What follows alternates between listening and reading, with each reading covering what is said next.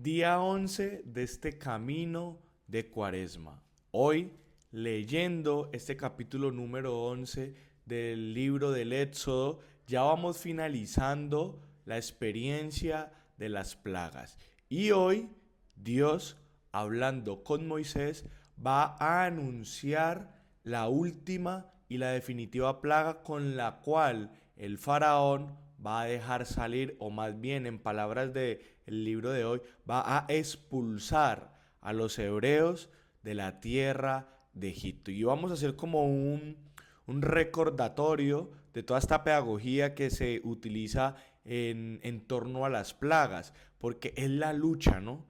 El faraón se enceguece, cierra su corazón, no deja salir al pueblo escogido por Dios, y Dios, que respalda a su pueblo, que lo asume como su propiedad, entonces empieza a mostrar su gloria y su poder. ¿Ustedes se acuerdan la primera vez que Moisés se presenta delante del faraón? El faraón hace una pregunta y dice: ¿y quién es ese Yahvé? O sea, ¿quién es ese Dios de ustedes del cual yo nunca había escuchado?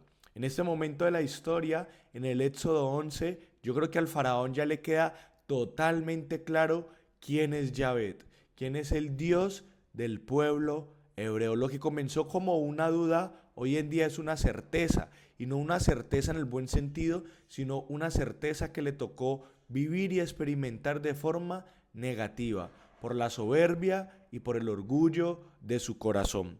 Por eso, hasta este punto, ya Dios ha mostrado su poder a lo largo de las diferentes plagas, de los diferentes momentos que ha vivido el pueblo Egipto. Recordemos, el Nilo se convierte en sangre, luego aparecen las ranas, luego aparecen los mosquitos, luego aparecen las moscas, luego se mueren el ganado, aparece el salpullido, cae granizo, aparecen las langostas o los saltamontes, y por último 3 días de oscuridad. Han sido las plagas, han sido el poder de Dios que ataca directamente las diferentes deidades. Acuérdense, la diosa Heket, el dios Osiris, la diosa del cielo, el dios Ra, y cada una de esas luchas que Dios Yahvé ha tenido con los dioses egipcios.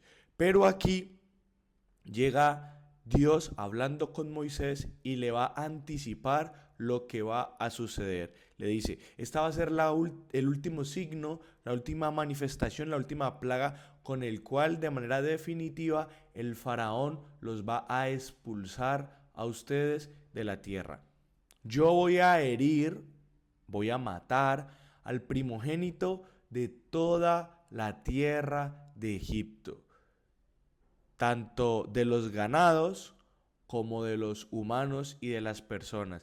Desde el primogénito del faraón hasta el primogénito de la sierva de Egipto. Esto quería decir que ninguno se iba a salvar, tanto la persona más importante en cuanto a cargos como a la persona menos importante, digámoslo así.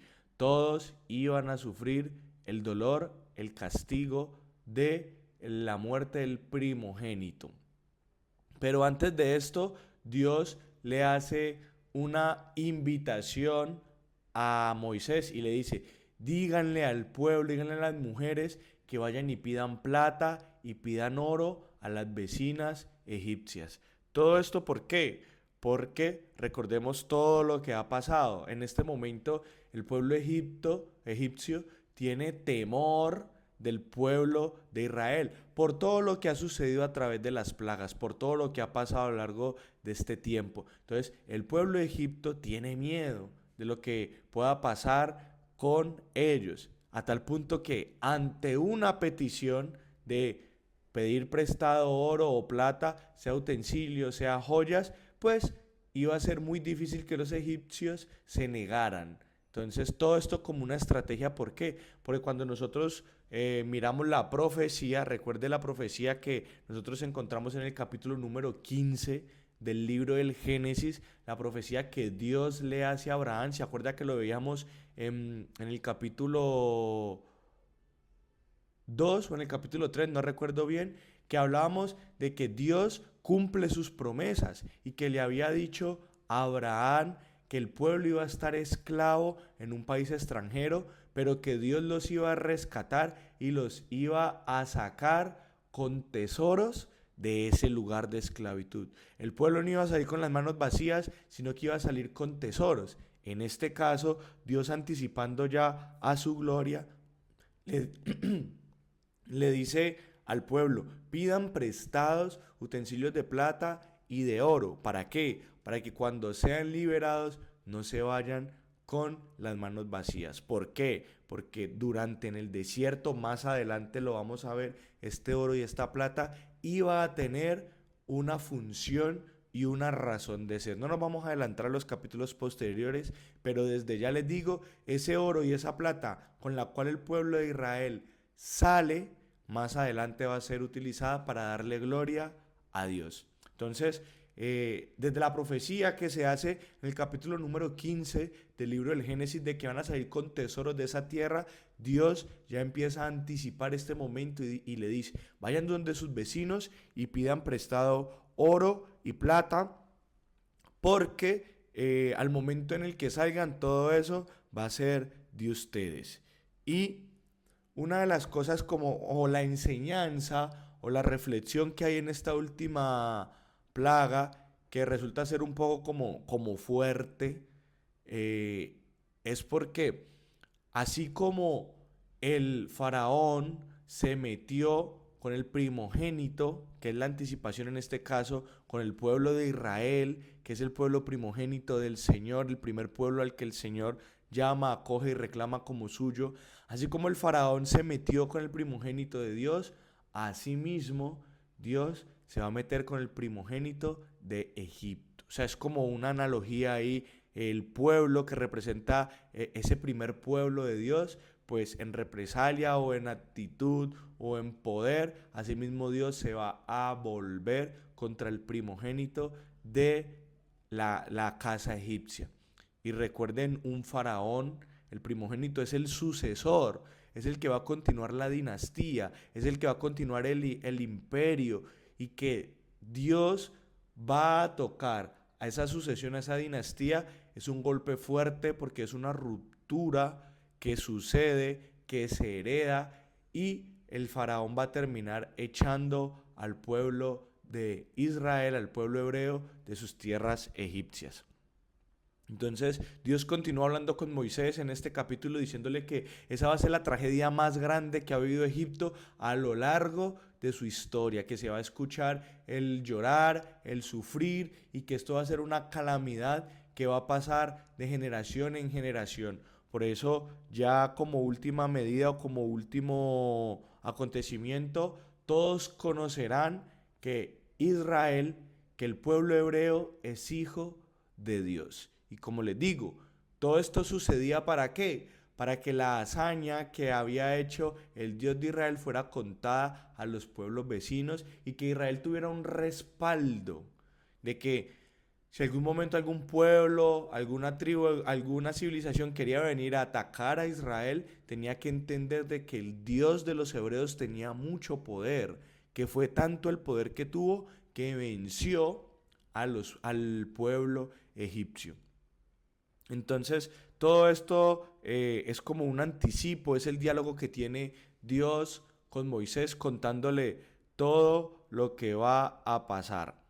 Este capítulo 11 es uno de los más cortos, apenas tiene 10 versículos, pero nos narra la antesala de lo que viene, y que es un anticipo de uno de los tres temas más grandes y más importantes que tiene este libro del Éxodo. El libro del Éxodo, digamos que nosotros podemos eh, distribuirlo o abarcar tres grandes temas: la liberación, el Éxodo, la alianza y el desierto.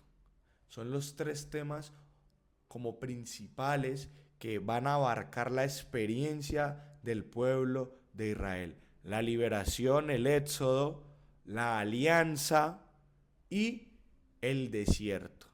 Y esto que estamos viendo aquí es una antesala, un anticipo al tema de la Pascua, que lo vamos a ver en los días posteriores, al tema de cómo esa alianza, ese pueblo escogido por Dios se va a configurar y va a empezar a tener unas prácticas que lo va a hacer reconocer pueblo de Dios. Entonces, hasta aquí este capítulo 11 nos viene a contar es la preparación, que ya estamos en los pasos finales para poder salir de Egipto, para poder salir de esta esclavitud, para poder ver esa luz al final del túnel, como dice uno, ese rayo de esperanza en medio de toda la crisis, de toda la oscuridad, de toda la opresión, de todas las cadenas que ha vivido el pueblo de Israel. Entonces, ¿qué podemos reflexionar? ¿Qué podemos pensar en este día de hoy? Y es la importancia del diálogo con Dios. Cuando nosotros miramos de aquí hacia atrás, nosotros nos hemos dado cuenta de que por allá en el capítulo 4, Dios ya le había dicho a Moisés que iba a herir a los primogénitos. Por allá hemos visto que desde el Génesis, estamos hablando de casi 400, 500 años atrás, Dios ya le había dicho a Abraham lo que iba a pasar, lo que iba a suceder. Por eso es la importancia de que nosotros podamos entablar o continuar ese diálogo con Dios, que no es nada más y nada menos que la oración.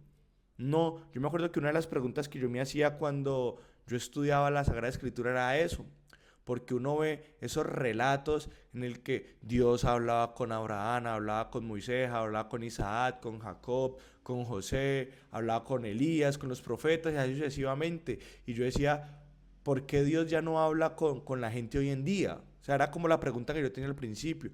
Porque uno dice, no, que Dios le dijo a Abraham esto y que Abraham le respondió esto. Y yo pensaba que ese diálogo se había como terminado, que había sido parte de una experiencia bíblica y ya. Pero resulta que es que Dios continúa hablando. Y yo tengo mi relación con Dios, yo entablo mi relación con Dios a través del diálogo. Yo le hablo al Señor, el Señor me habla a mí y esa es la historia que nosotros continuamos preservando hasta el día de hoy.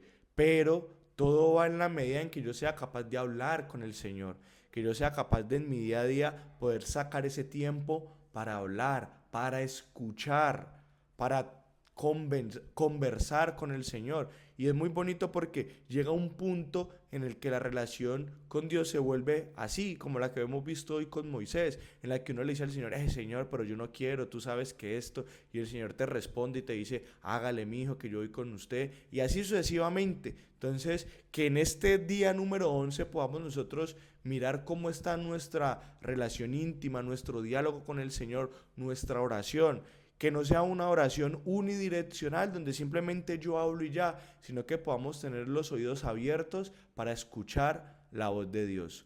Muchas gracias, mis hermanos, por este día número 11 e invitarlos porque los domingos yo sé que es un día difícil, porque estamos en familia, porque es nuestro día de descanso, pero de todas las reflexiones que hemos hecho, la del domingo fue la que menos personas vieron. Entonces invitarlos con mucha fe a continuar este camino. Son 15, 20 minuticos que tenemos al día para que el día de mañana, domingo, usted verá así, después de ir a la Eucaristía antes, pero que usted pueda sacar el tiempo para que haga la reflexión y para que no interrumpa este camino de Cuaresma.